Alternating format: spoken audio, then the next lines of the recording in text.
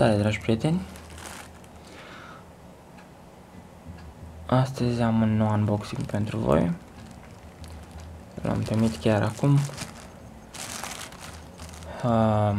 Un mousepad de la Red Dragon Archelon, presupun că se pronunță Archelon Gaming Mousepad.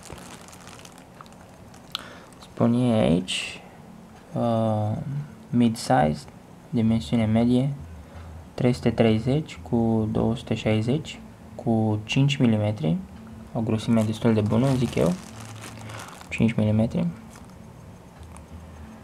Așa, modelul zic ei că ar fi P001. Simte diferența. Mă rog, a venit ambalat așa.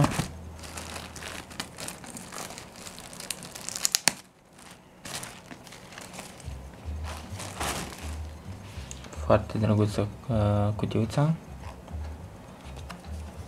logo-ul lor și avem aici un timbru, să zic așa, un sigiliu timbru, Red Dragon, foarte frumos. Alte informații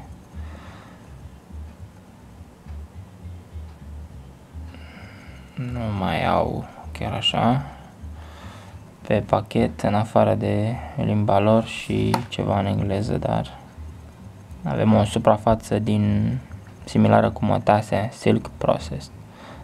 Așa, pentru o mișcare foarte naturală. Este cusut pe margini, dar haideți să-l scoatem din pachet să vedem pe viu tot ce au scris ei acolo. Da, se pare că nu am nicio șansă să-l dezlipesc corespunzător. Va trebui să-l tai. Deci nu voi rămâne cu el până la urmă.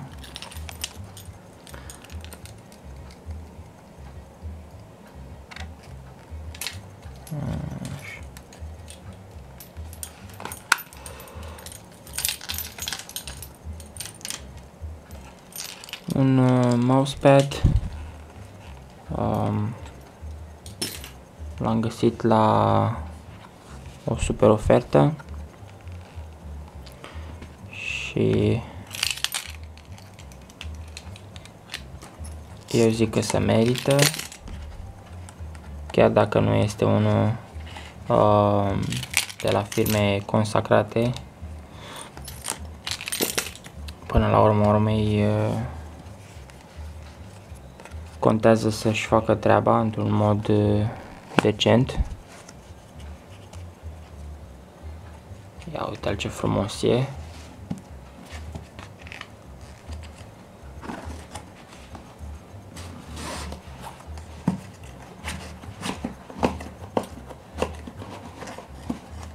Haide-mă, ușor.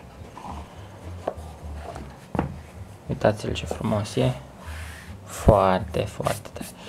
Aș putea spune că e similar cu variantele de la Ifortech Bloody.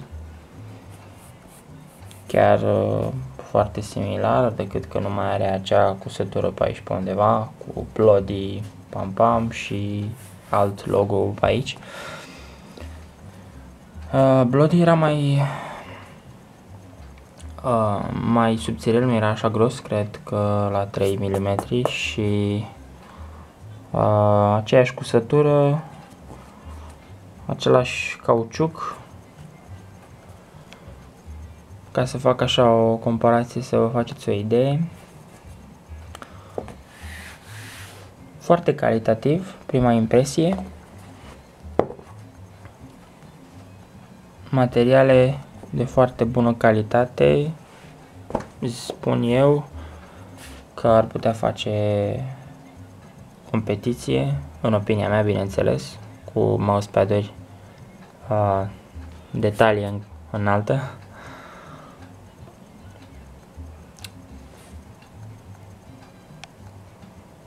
Foarte frumos.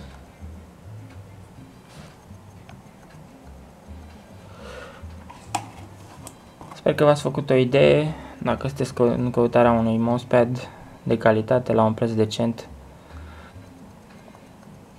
Red Dragon Archelon, spun eu că este o alegere potrivită la un preț decent.